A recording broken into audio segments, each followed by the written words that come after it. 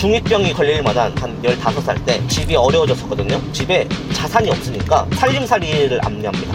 냉장고, 뭐 TV, 뭐 소파 그런 것들 있죠. 이제 빨간 딱지가 이제 붙여져 있어요. 근데 그 말의 뜻은 우리 집은 채무를 변제할 수가 없다. 솔직히 그거 팔아봤자 얼마나 되겠어요. 근데 그거라도 가져가서 다 변제하는 의미거든요. 진짜 밑바닥까지 내려가면 불편한 건 상관없어요. 근데 자존감이 바닥으로 내려가요. 근데 아예 자신감이 없어요. 그 자본주의에서 돈은 중요하지 않다는 거는 그냥 나는 세상을 제대로 살 줄 모른다 라고 고백하는 게 아닐까.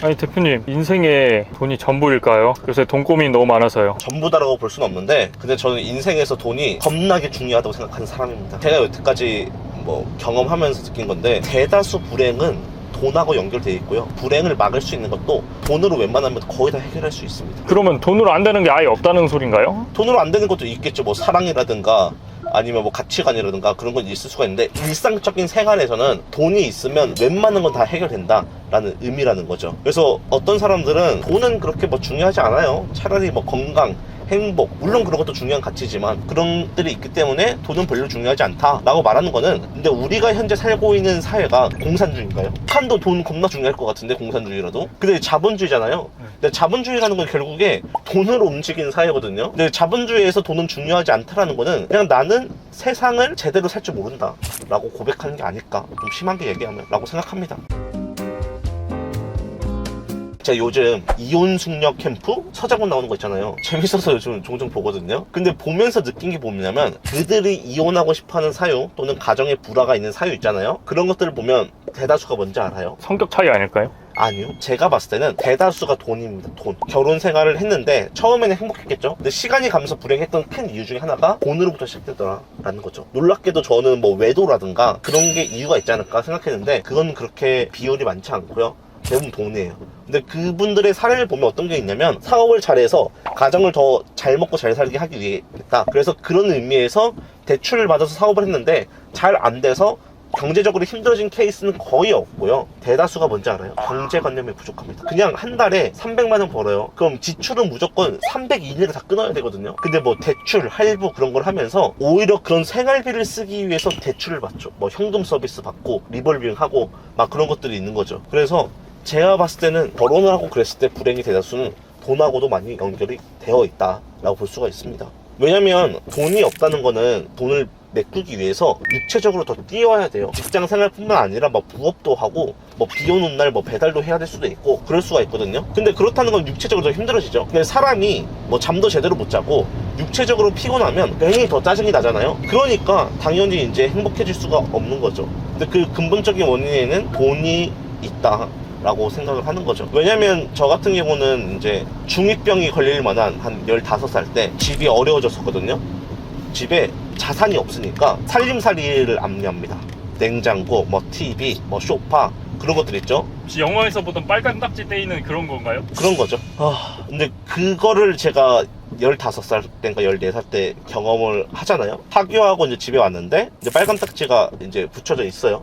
근데 그 말의 뜻은 우리 집은 채무를 변제할 수가 없다. 솔직히 그거 팔아봤자 얼마나 되겠어요. 근데 그거라도 가져가서 다 변제한다는 의미거든요. 저는 뭘 느꼈냐면, 돈이 부족하면 그냥 조금 불편하게 살면 되지, 그냥 뭐 외식 덜 하고 그냥 여행 덜 다니고 그러면 되지 않냐 라고 할 수가 있는데, 진짜 밑바닥까지 내려가면 불편한 건 상관없어요. 근데 자존감이 바닥으로 내려갑니다. 근데 아예 자신감이 없어요. 예를 들어 뭐 친구들하고 평소에 대화할 때도 웬만하면 말을 안 하려고 하고, 왜 내 이야기를 하기 되게 싫어하는 거지. 친구들은 얘기하면 주말에 가족들하고 어디 여행 갔다 왔다, 뭐 이번에 뭐 해외로 여행 간다고 한다더라 이제 그러는데, 뭐 우리 집은 무슨 외식도 못하죠. 당연히 집이 뭐 빨간 딱지 붙었는데. 그러니까 나는 할 말도 없는 거예요. 근데 그러면서 친구들하고 이제 비교가 되면서 점점 자존감이 바닥으로 내려가거든요. 그래서 느낀 게, 진짜 지금보다 상황이 더 안 좋아지면 그냥 자존감까지 무너질 수밖에 없다. 그러면 더 불행해질 수밖에 없는 거죠.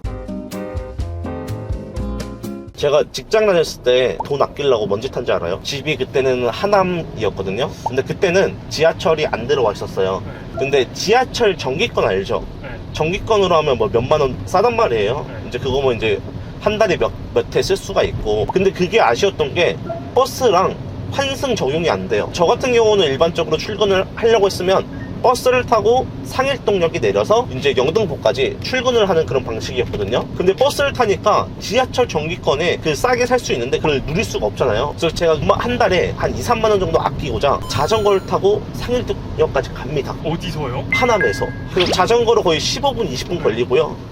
또 이게 평지만 있는 게 아니고 언덕도 오르고 해야 돼요. 그러면 지하철역에 도착해서 이제 자전거를 자물쇠로 묶고 땀으로 다 젖어 있고 일단 출근길부터 빡세죠. 돈을 좀 아끼고 싶어가지고 이제 그렇게 했었거든요. 근데 그것도 되게 좀 현타가 왔던 게 뭐냐면 타이어가 펑크가 납니다. 자전거 타이어가. 칼퇴해도 전 집에 도착하면 거의 8시거든요. 저녁 8시. 그때 어떤 모습이 보였냐면 좀 40대 부부 같은 분들이었던 것 같아요. 근데 그분들이 산책을 하고 있었거든요. 그때 한 7시 반 그렇게 됐겠죠.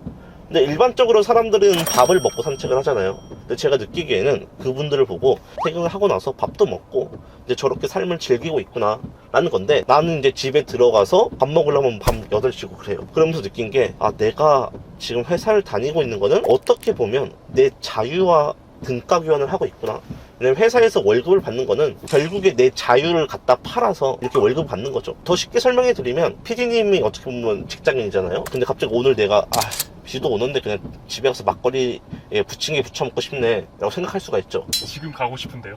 맞죠? 근데 이거를 일반적인 회사에서는 말이 안 되는 얘기잖아요. 내가 하고 싶어하는 자유 의지가 있는데도 직장인들은 내 자유와 그 월급하고 바꾼 개념인 거죠. 그러다 보니까 결국에 내가 돈이 졸라게 많다라는 거는 내가 자유를 얻을 가능성이 많고요. 또 내가 싫어하는 일을 안 할 수도 있어요. 그냥 내가 좋아하는 일, 내가 가슴 뛰는 일만 할 수가 있거든요. 그럼 내 적성에 안 맞으면 그냥 때려치면 되는 거예요.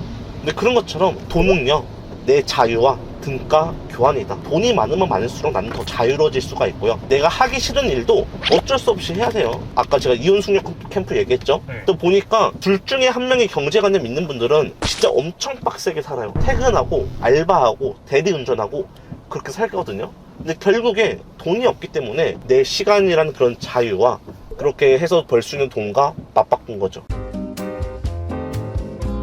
돈이 많으면요, 나만 행복한 게 아니라 가족도 더 행복하게 만들 수가 있고요. 또는 뭐 회사를 운영하는 사장 입장이라면 직원들도 더 행복하게 만들 수 있다 라고 보거든요. 뭐 가족들 같은 경우 예를 들어 내가 돈이 많다 그러면 뭐 부모님한테 용돈을 더 두둑 드릴 수가 있잖아요. 뭐 한 달에 한 2, 300만 원 버는데 부모님한테 뭐 50만 원, 100만 원씩 주긴 힘들잖아요. 생계가 안 되니까. 근데 뭐 돈이 많다, 뭐 한 달에 몇 천씩 벌어요. 또는 내가 자산이 많아요. 그럼 부모님한테 뭐 한 달에 뭐 100, 200씩 줘도 큰 무리는 없거든요. 또는 가족들하고 외식할 때 그냥 아무런 돈 계산 안 하고 그냥 내가 먼저 가서 카운터에서 결제해도 내 삶에 아무런 지장이 없는 거죠. 주변 사람들도 행복한데 또 직원 입장에서도 회사가 돈을 많이 벌어야 직원들의 월급도 올라가고요, 또 복지도 올라갈 수밖에 없겠죠. 사람들이 보통 보면 대기업 얘기하는 게 결국 대기업들이 돈을 많이 벌기 때문에 직원들 월급이 많고 복지가 좋을 수밖에 없어요.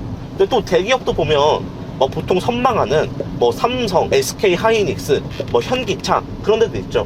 그런 데는 월급도 되게 많이 주고요, 성과급도 많이 주고요, 그리고 복지가 좋을 수밖에 없어요. 근데 반대로 마진이 적기로 유명한 뭐 제조업체, 유통업체, 예를 들어 뭐 이마트라든가 롯데 그런 데 있죠. 그런 데는 워낙 회사에 마진이 없어요. 업종 자체가 마진이 남을 수가 없는 업종이에요. 그렇기 때문에 당연히 직원 월급이 뭐 현기차나 삼성전자보다 적을 수밖에 없는 겁니다. 그래서 회사도 돈을 많이 벌면 그럼 직원들 회식할 때도 뭐 한우도 먹고 이제 그렇게 갈 수가 있는 거죠. 저는 앞서 말한 이유 중에 이게 가장 중요하다고 생각하는 건데, 가난을 대물림한다라고 하잖아요.